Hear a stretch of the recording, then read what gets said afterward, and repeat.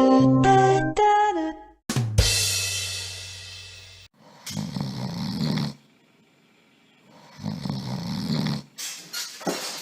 à tous, aujourd'hui nous allons parler de Instinct Survie.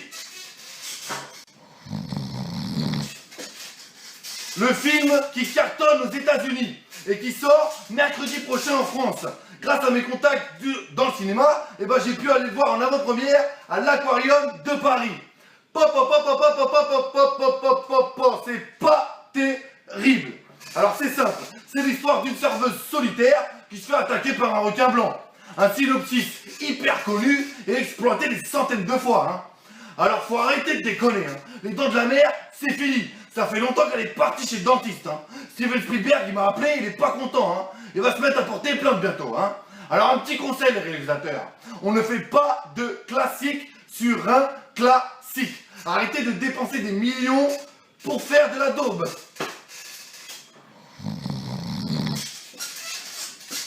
La plupart des chroniqueurs disent que ce film n'a pas été fait pour voir un requin, mais plutôt pour voir le joli cul de Blake Lively. Mais putain, c'est quoi vos goûts, les gars? Alors elle, si elle a un bon cul, qu'est-ce qu'elle a de Jennifer Lopez? La petite Blake, on dirait plutôt qu'elle est restée assise toute sa vie.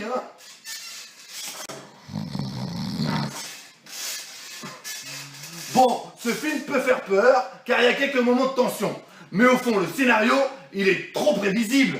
Et puis les scènes là, il y a carrément des scènes impossibles. À un moment, il tire une fusée de détresse sur le requin, c'est tout l'océan qui prend feu.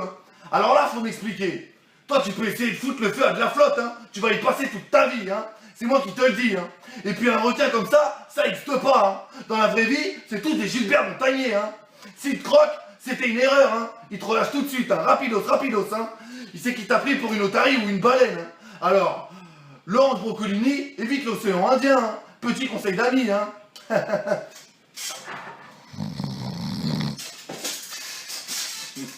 Bon, et puis les requins, ça n'aime pas la chair humaine. Alors cultivez-vous un petit peu.